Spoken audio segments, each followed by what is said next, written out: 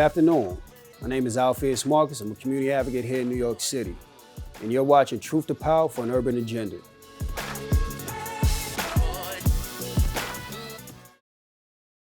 So, today's topic, we're going to talk about the march that took place on DC this weekend. I was supposed to go there, but grandfather duties, as I said, called. So my weekend was actually good. Now, when we speak about the march that took place here on Washington this weekend, it was supposed to commemorate the 57th anniversary of Dr. King's speech on the monument steps. Let's look at that speech.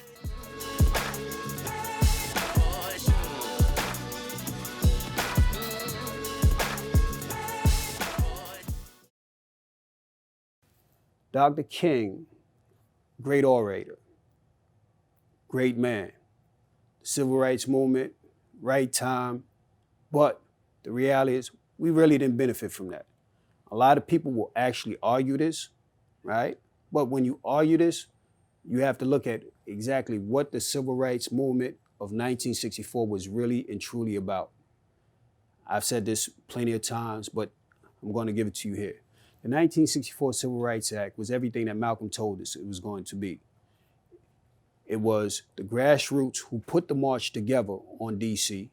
It was Lyndon B. Johnson and the rest of them that put Dr. King there for the speech. Years later, if you notice in his speech, he said his dream turned into a nightmare because he sold the community, the black community, for less than what they was actually worth. And when he spoke about that, he understood the fact that blacks were taking jobs that white America was walking away from. They was walking away from the industrial jobs and going into corporate America. So when you look at the reality of what the movement was really and truly about, it was about A. Philip Randolph, somebody that we rarely hear about. Nobody ever talks about, and there's a reason why. His movement with the number of black union, what was it called? The conductors, I forgot the name of the union, but he was under the impression that he would actually be accepted to run his own union. In 1978, he found out that was going to be rejected. But the movement itself on DC, Malcolm had told us everything. The Big Six. What did the Big Six do? They negotiated a deal that they got paid handsomely for.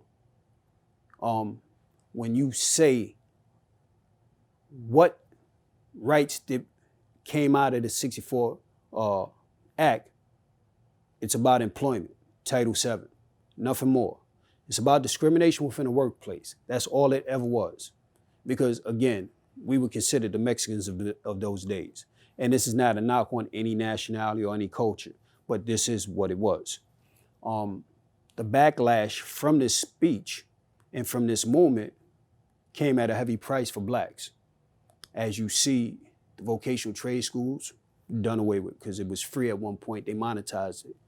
When you look at what we deal with now,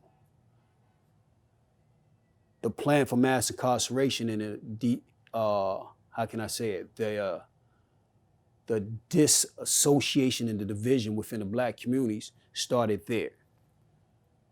They was afraid of the Panther movement because this is everything that was taking place during that time. They was afraid of the Muslim movement because they was afraid that they was unifying blacks at a huge rate. And they needed, how can I say it? Because I don't want to be offensive with it, but they needed somebody on the inside that can actually control the narrative and keep us divided. And you look at it today, a lot of people talk, I'm a civil rights, I do this for civil rights, I do that for civil rights.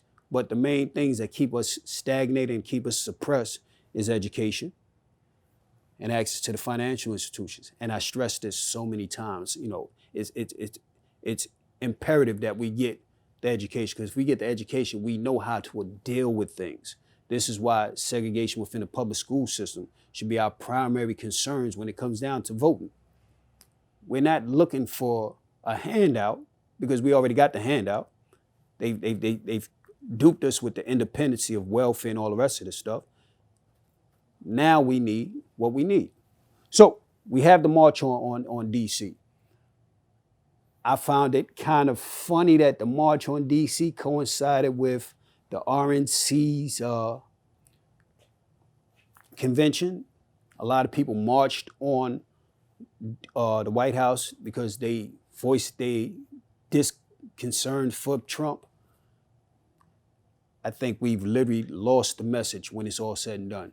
We are focusing on the president that really doesn't have a say whatsoever in what goes on within our communities. A lot of people like to say, oh, but he has some influence. No, he doesn't. He doesn't have actual anything, because you can see they go against him all the time.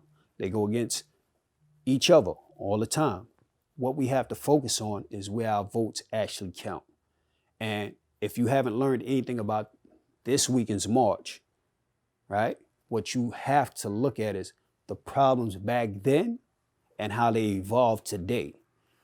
That's where you're going to measure the effect of what the civil rights was really about and how we benefited from it.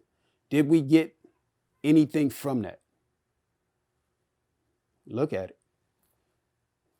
64, Civil Rights Act came because, again, it was about discrimination within employment. You had Richard Nixon, where the start of, not even a start, but the continuation of what Lyndon B. Johnson started with going into war and the opioid crisis within our communities, right? After you had Richard Nixon with the opioid crisis, then you had Ronald Reagan that planned and implemented what? The start of the incarceration rate. Ronald Reagan, in one of his speeches, his first speeches, was this: blacks have been taking jobs from middle-class whites through the civil rights movement. We were considered the Mexicans of those days, and he purposely targeted blacks to get the white votes. This way, white America would look at these guys are taking food out of our mouths.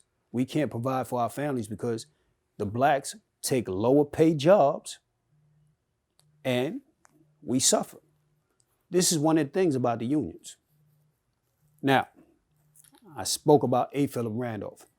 A. Philip Randolph in 1978 was denied by I can't pronounce his name for nothing, but they actually approve you to be a union, your own union charter. That crushed A. Philip Randolph. Only thing A. Philip Randolph got out of all that was a school named after him. That was it. And nobody really knows why. A lot of people don't know why the civil rights actually took place. But we know that allegedly civil rights was granted, but we can't really find, when we shuffle through everything, we can't find what it was that we got from that. A lot of things, like I said, the backlash behind that. I would say names, right? But I'm not going to do that now. What I will say is this here. Under Lyndon B. Johnson, certain members within the NAACP got positions within his administration. They got, some got positions in the educational department under Lyndon B. Johnson for helping him steer the black community away from their issues, and nothing actually materialized.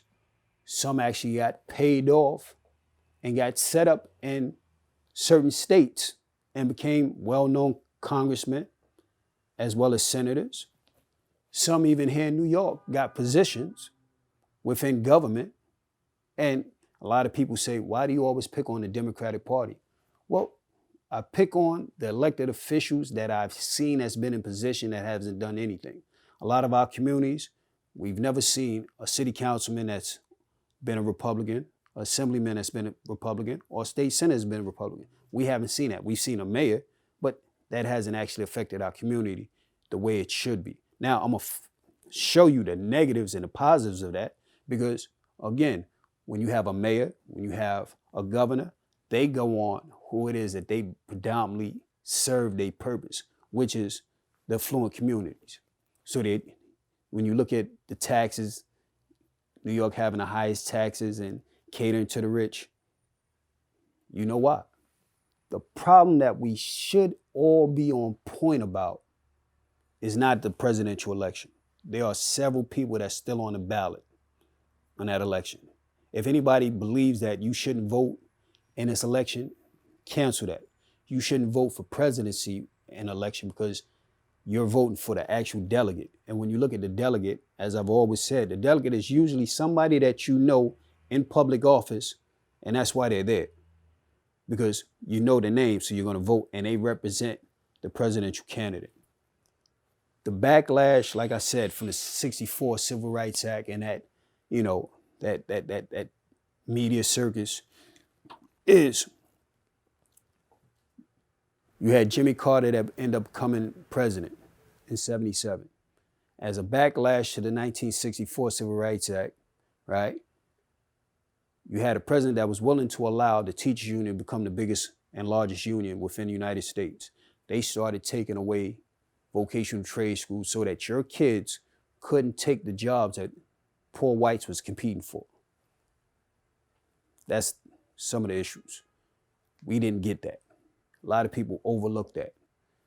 Again, you started with the opioid crisis, and nobody had a problem with opioid until Gerald Ford's daughter or niece ended up overdosing. This is when everybody had a problem with it. Nelson Rockefeller, excuse me. That's where the Rockefeller laws came into play. And it predominantly targeted blacks. That was the first sign of mass incarceration. Then Ronald Reagan, you had another form of mass incarceration where it boomed. And they target specifically blacks. You had that situation even with J. Edgar Hoover. He was afraid that blacks would literally become awakened and start demanding what it was that we wanted, equal rights. Our leaders, and I say our so-called leaders, let me rephrase that, they've controlled the narrative that had us thinking about integration and segregation opposed to inclusion.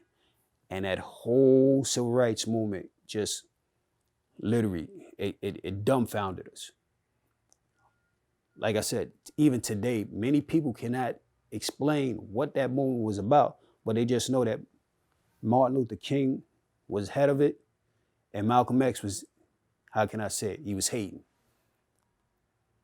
But we find out later on, he was telling the truth.